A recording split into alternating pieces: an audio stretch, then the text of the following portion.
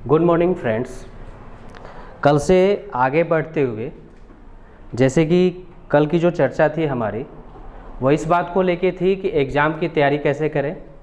और जैसे हम लोगों ने बोला था, हमारी टीम ने एक प्रॉमिस भी किया है आपसे कि हम आपको सिर्फ मटेरियल ही नहीं बल्कि वो सारी चीज़ें उपलब्ध करवाएंगे जो आपको एक अच्छी तैयारी के लिए आवश्यक होती है या ज़रूरी होती है। इस चीज़ को आगे बढ़ाते हुए मैं आज आपको पहले चीज़ों को बताऊंगा जो एक अच्छे युद्ध या एक अच्छे योद्धा के लिए आवश्यक होते हैं।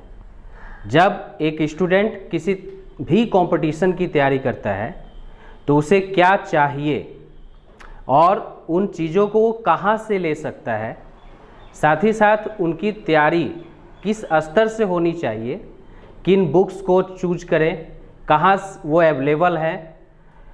क्योंकि मेरा ये मानना है कि एक स्टूडेंट जो होता है वो बहुत ज़्यादा मेहनत करने के लिए तैयार है, लेकिन इसके बाद भी रिजल्ट जो होता है वो नहीं उसे मिलता है। इसका मुख्य कारण क्या है कि जो हम पढ़ते हैं वो हमें पता नहीं होता है कि वो एग्ज़ाम पॉइंट ऑफ व्यू से सही है या फिर गलत है। दूसरा चीज़ है कि मेरा ये भी मानना है कि क्या हम पढ़ें इससे कहीं आवश्यक और ज़रूरी है कि क्या हम छोड़ें, क्या हम नहीं पढ़ें।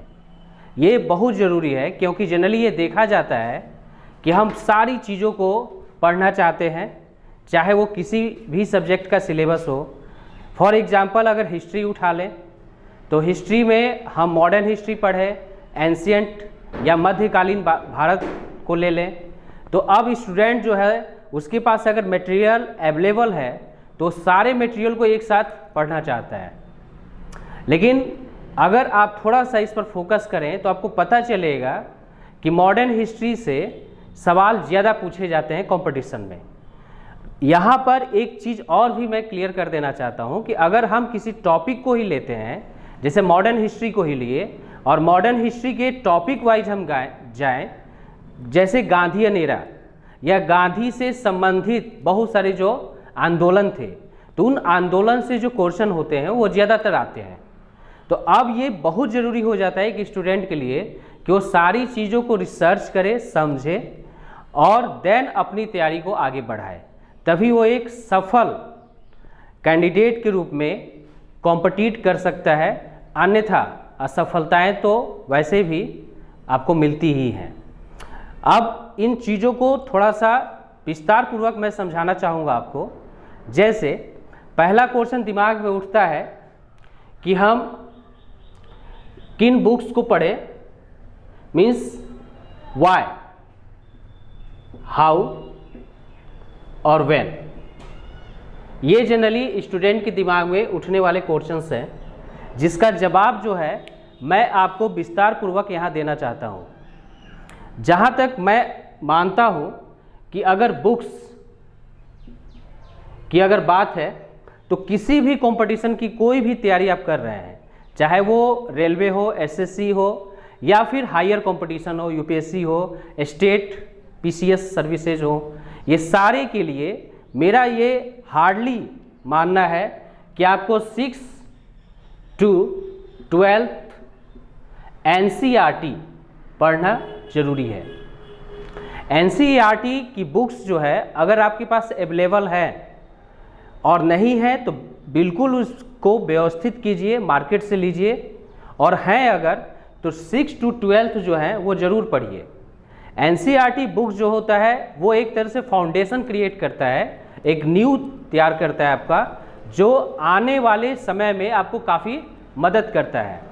ये आपके कॉन्सेप्ट को क्लियर करता है। मेन चीज़ है जो कॉन्सेप्ट होता है, क्योंकि अगर आप एक छोटे एग्ज़ाम के लिए जाते हैं, वैसे सॉरी छोटा एग्ज़ाम तो कहना नहीं चाहिए, मेरा ये कहने का अर्थ है जैसे कि अगर हम बिहार पुलिस के लिए जा रहे हैं या स्टेट पुलिस के लिए जा रहे हैं, रेलवे के लिए भी जा रहे हैं, तो वहाँ पर भी क्वेश्चंस का लेवल जो है अब चेंज हो रहा है। सवाल पहले ये था कि फैक्ट ओरिएंटेड क्वेश्चन पूछे जाते थे, अब जो है कॉन्सेप्ट बेसिस। आपका कॉन्सेप्ट अगर क्लियर है, आपने विस्तार पूर्वक चीज़ों को समझा है, पढ़ा है, तो आप उस क्वेश्चन को डील कर सकते हैं। दूसरी बात यह है कि स्टूडेंट जनरली जो कड़ी मेहनत करते हैं और जो थोड़ी बहुत लेथार्जी हो जाते हैं, आलसी हो जाते हैं, उनमें अंतर यही होता है कि उनकी असफलता और सफलता के बीच 1, 2 या 3 क्वेश्चन का ही अंतर देखने को मिलता है। जो सफल है वो पॉइंट 1 से आगे हैं आपसे, या 1-2 क्वेश्चन आगे करके वो निकल गए और वो अब मेरिट लिस्ट में है, और आप वही 2-3 क्वेश्चन नहीं कर पाए। तो यहाँ जो फाइट है वो कॉन्सेप्ट बेस्ड फाइट हो जाता है। तो आवश्यकता इस बात की है कि हम एनसीईआरटी की बुक्स को टच करें किसी भी एग्जाम के लिए आप जा रहे हैं, क्योंकि आज की जो तैयारी है इस बेस पर हम करते हैं कि हमको सतत आगे की ओर भी जाना है। अगर हम रेलवे की तैयारी कर रहे हैं, बिहार पुलिस की तैयारी कर रहे हैं, तो ज़रूरी नहीं है कि हम बिहार पुलिस में ही रह जाएंगे। ये भी हम हो सकता है या बिल्कुल होना ही चाहिए कि हम एसपी की भी तैयारी करें या यूपीएससी की तैयारी करें। तो यूपीएससी के लिए तो ये होना ही चाहिए कि आपका बेस अच्छा हो, और जब बेस अच्छा होगा तो फिर आप बहुत आसानी से टैकल कर सकते हैं आगे की चीज़ों को। समस्याएं आती हैं, लेकिन उन समस्याओं को हम डील कर सकते हैं अगर हमारे पास एनसीईआरटी या फिर फाउंडेशन सही हो। तो जीके जीएस के लिए मेरा ये मानना है कि 6 to 12 एनसीईआरटी जरूर पढ़ें, और उसमें भी ओल्ड बुक एनसीईआरटी की जो पुरानी किताबें हैं वो ज़्यादा बेटर है। नई किताबों में कुछ बदलाव किए गए हैं तो मटेरियल जो है हल्के हो गए हैं। तो हिस्ट्री की बुक्स जो है या फिर ज्योग्राफी की बुक्स है, साइंस लेवल की जो बुक्स है, वो सारे अगर ओल्ड एनसीईआरटी आपको अवेलेबल है मार्केट में तो वो बिल्कुल लीजिए और उसको टच कीजिए। सेकेंड चीज़ है कि अब सवाल उठता है कि क्या 11th 12th के सभी सब्जेक्ट के एनसीईआरटी, तो 10th तक तो पूरा आपको सारे सब्जेक्ट के एनसीईआरटी पढ़ने होंगे। 11th और 12th में आर्ट्स बैकग्राउंड के सारे एनसीईआरटी को पढ़ जाइए, चाहे वो इकोनॉमिक्स हो, चाहे वो हिस्ट्री हो, ज्योग्राफी हो, वो सारी चीज़ों को पढ़िए। पॉलिटिकल को भी पढ़ लीजिए। साइंस लेवल में अगर 11th 12th की बात करें तो फिजिक्स आप 11th का टच कर सकते हैं अगर समझ में आ रहा है। अगर आपका मैट्रिक लेवल बहुत अच्छा है तो अब ये समझ में आएगा, नहीं आ रहा है तो आप फिजिक्स छोड़ सकते हैं 11th 12th का। केमिस्ट्री पढ़ने की आपको विशेष ज़रूरत नहीं है। केमिस्ट्री से जो क्वेश्चंस है उसको हम मैनेज कर सकते हैं। बायो जरूर पढ़िए। बायो एक ऐसा सब्जेक्ट है जो आज किसी भी एग्जाम पॉइंट ऑफ व्यू से सिर्फ बायोलॉजी करके नहीं पूछा जा रहा है, बल्कि इन्वायरमेंटल साइंस के रूप में पर्यावरणीय समस्याएं, क्लाइमेटिक जो समस्याएं हैं, जैसे ग्लोबल वार्मिंग की समस्याएं, ग्रीन हाउस इफेक्ट की समस्याएं, या बहुत सारे प्रजातियों का विलुप्त हो जाना, ये सारे बायोलॉजी से जुड़े हुए हैं। बहुत सारी बीमारियां हैं, जैसे आजकल कोरोना का जो नाम हम लोग सुन रहे हैं, तो बायोलॉजी का कॉन्सेप्ट अगर क्लियर है हमारा तो हम इस चीज़ को बहुत आसानी से समझ सकते हैं और दूसरे को समझा सकते हैं। तो 11th 12th की बायोलॉजी जरूर पढ़िए, इजी है। अगर आपका 9th 10th की बायोलॉजी का बेस बहुत अच्छा है तो 11th 12th में बहुत ज़्यादा आपको हार्डवर्क नहीं करना पड़ेगा बायोलॉजी के लिए खासकर। हाँ, फिजिक्स और केमिस्ट्री आप रिस्क लेके जा सकते हैं, बट अगर आपको लगता है चूँकि कुछ चैप्टर फिजिक्स में जैसे लाइट हो गया, मैग्नेटिज्म हो गया, सोलर सिस्टम हो गया, ये ऐसे चैप्टर्स हैं जो आप 9th 10th में भी पढ़े हो और आपको समझ में भी आ जाएगा। लाइट एक ऐसा चैप्टर है जिससे मोस्टली क्वेश्चंस पूछते हैं एग्जाम पॉइंट ऑफ व्यू से, किसी भी एग्जाम में। तो लाइट आप पढ़ सकते हैं, लाइट 12th में भी है तो वहाँ फोकस आप कर सकते हैं।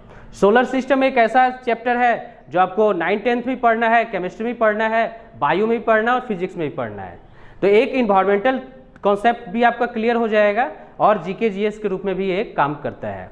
तो मूल रूप से हम कह सकते हैं कि 11th और 12th की जो एनसीईआरटी हम पढ़ रहे हैं उसमें कुछ सेलेक्टिव चीज़ों को हम ले सकते हैं। साइंस में कॉमर्स आपको टच नहीं करना है, इकोनॉमिक्स आप टच करना चाहें तो टच कर सकते हैं अगर आपको समझ में आ रहा है तो, अदरवाइज छोड़ सकते हैं। लेकिन कुछ चीज़ें हैं जो 11th 12th के इकोनॉमिक्स को आपको पढ़ना चाहिए। आजकल जिस तरह से बदलाव हो रहा है मार्केट में, जिस तरह से फंडामेंटल चीज़ें बदल रही हैं इकोनॉमिक्स में, उन चीज़ों को समझने के लिए हमको थोड़ा हाई लेवल की चीज़ें 11th 12th में देखने को एनसीईआरटी में मिलती हैं। एनसीईआरटी की बुक्स को जब भी पढ़ें तो उसका एक तरीका होता है। वो तरीका क्या है उस पर हम लोग डिस्कस करते हैं। पहला चीज़ कि एक रीडिंग जो होता है एनसीईआरटी की, उसको इतना बहुत तेज़ी से रीड नहीं करना है। आप अपने हाथ में पेंसिल रखिए और मेन पॉइंट को अंडरलाइन करते जाइए एनसीईआरटी की बुक्स को। इससे आपको बेनिफिट ये होगा, जैसे कुछ स्टूडेंट जो होते हैं या तो नोट्स बनाते हैं, कॉपी में नोट्स बनाते जाते हैं और वो कॉपी कभी पढ़ते नहीं है, पलटते नहीं है। बाय चांस कभी आपको मौका मिलता है, एक जोश होता है, एक जज्बा होता है लिखने की, जो आपकी शैली होती है, तो लगता है कि नहीं आज लिखेंगे और कल पढ़ेंगे। ऐसा आप जनरली देखिएगा अपने साथ, या हम लोग खुद देखे हैं कि लिखते तो हैं, जिस जोश से हम लोग उस चीज़ों को लिखते हैं उसको पढ़ने के लिए शायद ही कभी हम लोग समय निकाल पाते हैं, फिर हम जंप करके दूसरी चीज़ों पर चले जाते हैं।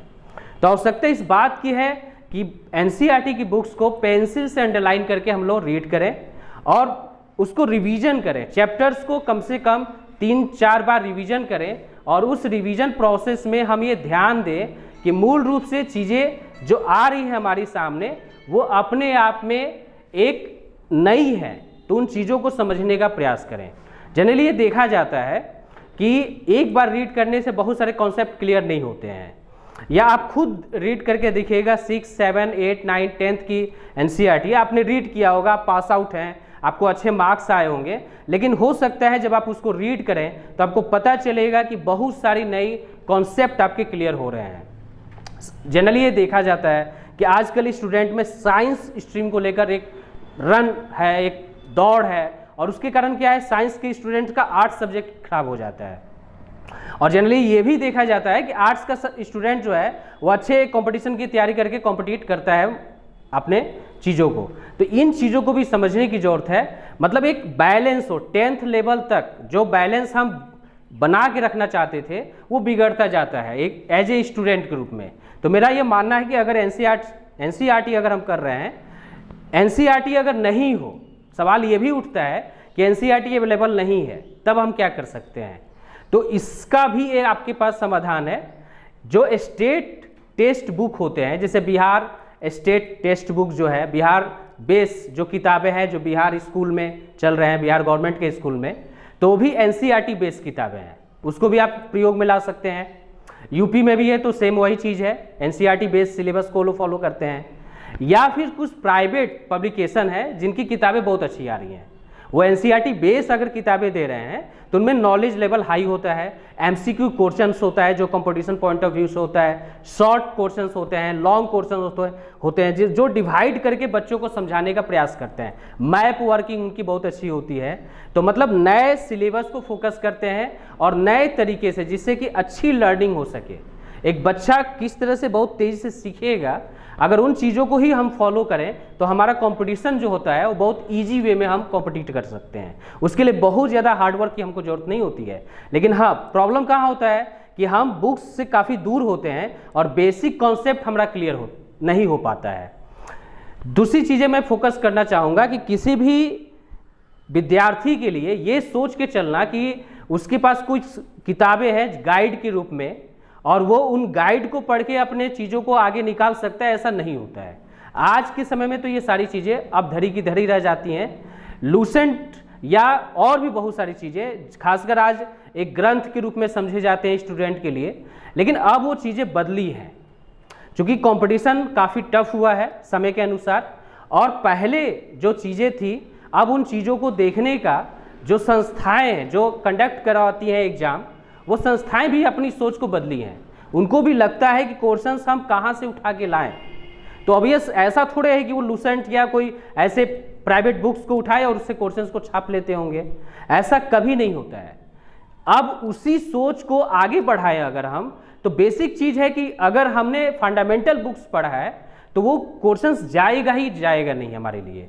अगर उन्होंने क्वेश्चंस को घुमाया भी है, जैसे एक उदाहरण देते हैं कि अकबर के पिता का क्या नाम था, तो अकबर के पिता का नाम सबको पता होगा, ये फैक्ट ओरिएंटेड क्वेश्चंस है, इसमें आपको कहीं प्रॉब्लम नहीं होगी। लेकिन अब जनरली इस तरह के क्वेश्चंस आप नहीं देखते हैं। अगर 100 क्वेश्चंस हैं तो फैक्ट ओरिएंटेड क्वेश्चन 100 में 9-10 क्वेश्चन होते हैं, बाकी आपको कॉन्सेप्ट बेस्ड के क्वेश्चंस होते हैं।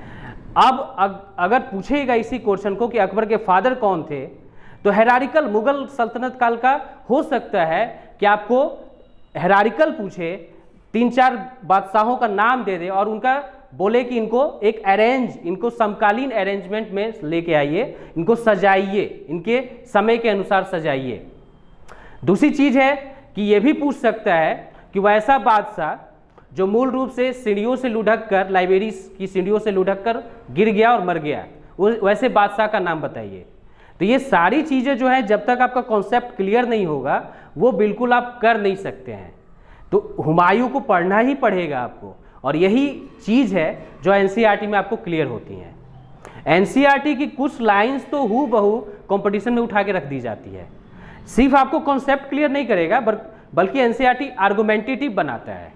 एनसीईआरटी जो लिखी जाती है वो एक काफ़ी नॉलेजेबल पर्सन्स होते हैं, और एक ऐसा नहीं होता है कि उनको कोई मोटा पैसा मिल रहा होता है तो वो लोग लिख रहे होते हैं, अपने कॉन्सेप्ट को डाल रहे होते हैं, ऐसा कुछ नहीं होता है। गवर्नमेंट का एक नॉलेज और जो पॉइंट ऑफ व्यू होता है वही पॉइंट ऑफ व्यू आप में भी एक विद्यार्थी के रूप में गवर्नमेंट देखना चाहती है, तो एनसीईआरटी वहाँ भी मदद करेगा। मीन्स मेरा कहने का मतलब है कि अगर आप इंटरव्यू में जाते हैं किसी एग्जाम में या कोई आर्गुमेंट में भी जाते हैं तो आपका point of view NCERT create करता है। ये एनसीईआरटी की बुक्स रही। एनसीईआरटी के बाद मैंने आपको उस तरह की किताबें बताई जो कि आपके चारों तरफ अवेलेबल है, तो वो भी यूज कर सकते हैं आप। लेकिन हाँ, कॉन्सेप्ट के लिए ज़रूर आप 6 to 12 की किताबें जरूर पढ़ें, चाहे किसी भी पब्लिकेशन की हो, चाहे वो प्राइवेट पब्लिकेशन हो, एनसीईआरटी हो या स्टेट बेस बुक्स हो, वो जरूर एक बार करें इस चीज़ को। अब इस पॉइंट ऑफ व्यू को आगे बढ़ाते हुए मैं एक चीज़ और कहना चाहता हूँ कि जब हम पढ़ाई करते हैं तो अब कभी कभी हमें लगता है कि इसका सिस्टमैटिक तरीका क्या होना चाहिए। अगर हम पढ़ाई कोई कर रहे हैं तो क्या हम किस तरह से करें, किस सब्जेक्ट को कितना समय दें, और उसका तैयारी करने का तरीका क्या होना चाहिए, वो मूल रूप से आपको अगले क्लास में बताया जाएगा।